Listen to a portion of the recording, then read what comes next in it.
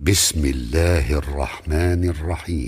الذين يتربصون بكم فإن كان لكم فتح من الله قالوا ألم نكن معكم وإن كان للكافرين نصيب قالوا ألم نستحوذ عليكم ونمنعكم من المؤمنين فالله يحكم بينكم يوم القيامة ولن يجعل الله للكافرين على المؤمنين سبيلا.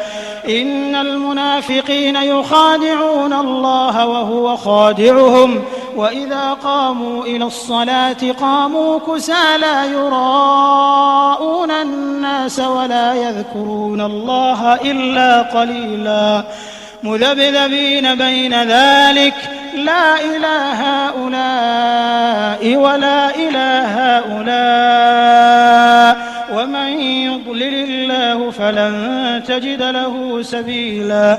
يا أيها الذين آمنوا لا تتخذوا الكافرين أولياء من دون المؤمنين أتريدون أن تجعلوا لله عليكم سلطانا مبينا. إن المنافقين في الدرك الأسفل من النار ولن تجد لهم نصيرا إلا الذين تابوا وأصلحوا واعتصموا بالله وأخلصوا